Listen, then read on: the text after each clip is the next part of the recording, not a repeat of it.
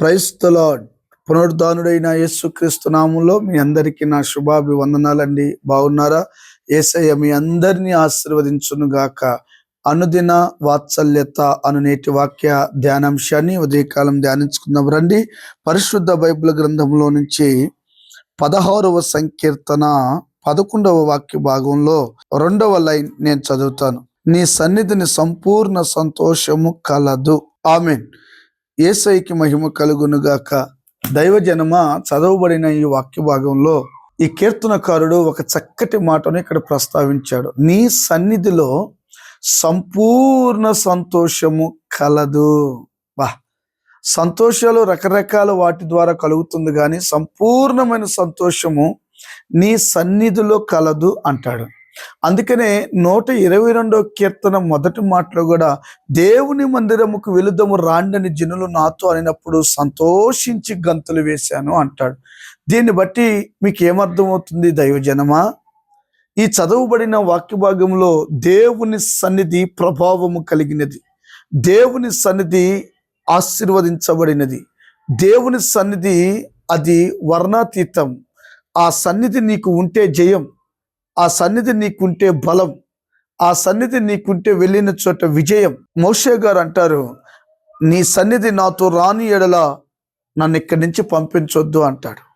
అబ్రహాము ఎవని సన్నిధిలో నేను కాలము గడుపుదునో ఆ దేవుడు నీకు తోడుండునుగాక ఎలియాజరు అంటాడు. నీ సన్నిధిలో నేను నిత్యము ఉంటాను అని దావీదు తీర్మానము చేసుకున్నాడు. నేనంట దేవుని సన్నిధిలో సమస్తము దాగి ఉన్నాయి. ఆ సన్నిధిలో నువ్వు నిలిచి ఉండగలిగితే ఆయన ప్రభావం నీతో ఉండునుగాక. ఆమేన్. సన్నిధి, ప్రసన్నత, ప్రభావం నీలో ఉంటే నిశ్చయముగా నా దేవుడు నిన్ను ఆశీర్వదిస్తాడు. దైవజనమ, గమనించండి.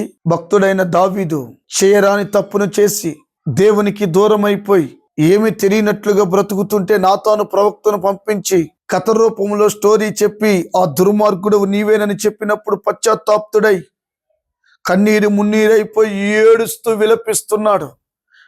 నూతన సంవత్సరంలో దేవుని సన్నిధి నీకు నాకు మనందరికీ తోడుండాలంటే మనలో ఉన్న ప్రతి లోటుపాటును సరి చేసుకోవాలని ప్రభు పేరట నేను మీకు జ్ఞాపకం చేస్తున్నాను. దావీదు ఏడుస్తున్నాడు, అంగలారుస్తున్నాడు, ప్రార్థన చేస్తున్నాడు. ఒకవేళ అతను ప్రార్థన చేస్తే నన్ను క్షమించయ్యా, మరలా నా రాజ్యాన్ని తీసివేయొద్దయ్యా, అయ్యా నా పిల్లల మీదకి దోషం రాని ఏదేదో ప్రార్థన చేసుకోవాలి వాస్తవంగా. కానీ 51వ కీర్తనలో ఒక అద్భుతమైన మాట ఇక్కడ మాట్లాడుతున్నాడు తన ప్రార్థనలో. నాకు చాలా ఆశ్చర్యం కలిగిందండి ఈ మాట. నీ సన్నిధిలో నుండి నన్ను త్రోసివేయకు. బా, యేసయ్యకి మహిమ కలుగునుగాక. దైవజనమా, చూడండి, నా దోషములు, నా పాపములు నాకు తెలుసు. 11వ వాక్యం, నా అంతరంగములో ఉన్న కుళ్ళు, కుతంత్రాలు, అసూయ అన్ని నాకు తెలుసు. నేను చేసిన తప్పిదాలు, పాపం నా కళ్ళ ఎదుట కనబడుతున్నాయి. అయినా క్షమించయ్యా, నీ సన్నిధిలో నుండి నన్ను త్రోసివేయద్దు. ఎప్పుడైనా అది లేదు ఇది లేదని ఏడ్చి ప్రార్థన చేసుకున్నావు, కానీ నీ సన్నిధిలో నుండి నన్ను త్రోసివేయొద్దయ్యా. నా గుండెల్లో, మనస్సులో, ఊహలో, తలంపుల్లో, తెలుసో తెలియకో, వయసు ఒరవడిలో ఎన్నెన్నో అభిప్రాయాలు, చెడ్డ బీజాలు నాలో ఉన్నాయి. వాటిని క్షమించు. నా దోషాన్ని బట్టి నన్ను నెట్టివేయకు, నా దోషాన్ని బట్టి నన్ను శిక్షించకు. ఒకవేళ శిక్షించుకు, ఏమైనా చేయి, కానీ నన్ను మాత్రం సన్నిధిలో నుండి బయటకు పోవద్దు. బా, అందుకేనండి పెద్దలు అంటారు, ఒరే బాబు, నువ్వు సీటు దొరికినా దొరకపోయినా బస్సులో నిలబడి ఉంటే చాలే. ఏదో ఒక రోజు నిలబడిన వాడికి సీటు దొరుకుతుంది. సీటు దొరకపోతే కింద అయినా ఉంటుంది, అక్కడ లేకపోతే అటో ఇటో కింద మీద పడుతూ ఉంటావు. కానీ బస్సులో నుంచి కింద పడకనైనా వెనకమాల వెళ్తున్న వెహికల్స్, కార్లు నీ మీద ఎక్కేస్తాయి, నువ్వు చనిపోతావు. కింద పడ్డా మీద పడ్డా ఎన్ని సమస్యలున్నా ప్రభు సన్నిధిలోనే ఉండాలి, కానీ ప్రభు సన్నిధిని విడిచి వెళ్ళిపోకూడదు. సంగమా, దేవుడు సూటిగా తేటగా ఈ ఉదయకాలం మీ అందరితోనూ నాతోను ప్రభు ప్రత్యేకంగా మాట్లాడుతున్నాడు. ఎప్పుడైనా ప్రార్థన చేసావా ఇట్టి ప్రార్థన?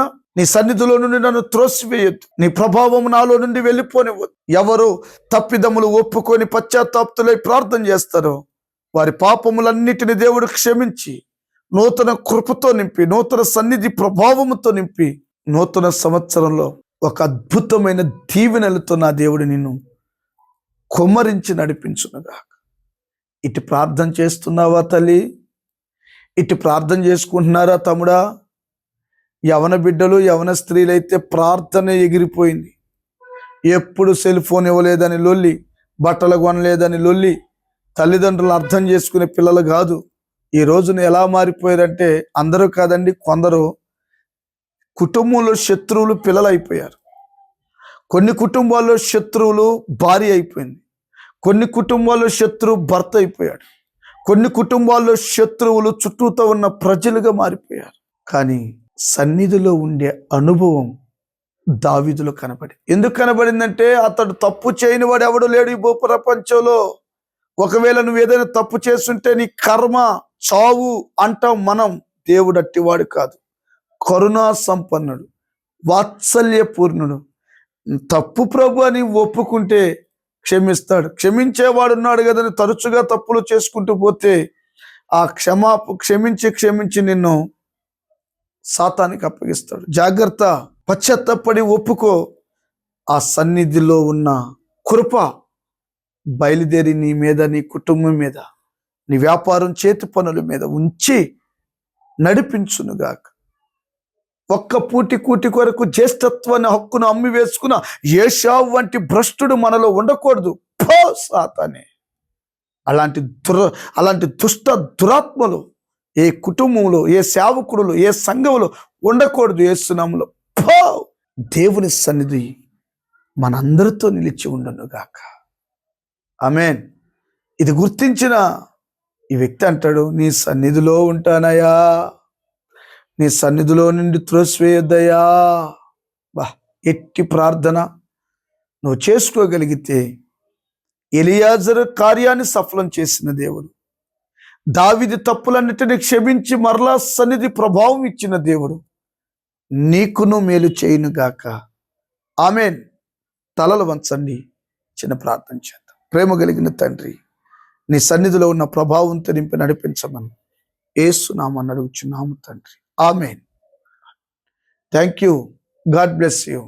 దేవుని బిడ్లారా, ఈ అనుదిన వాత్సల్యతను దైవ వర్తమానాలు వినండి, బలపరచబడండి. కనీసం మీ వంతు మీరు అనేకులకు షేర్ చేయండి. మరి ప్రాముఖ్యంగా మీ సమస్యలు కామెంట్ రూపంలో చెప్పండి, లేదా చెప్పలేమనుకుంటే పర్సనల్గా ఫోన్ చేయండి. నేను ప్రార్థన చేస్తాను. దేవుడు మిమ్మల్ని బలపరచునుగాక. ఆమేన్. ఆమేన్. Thank you. God bless you.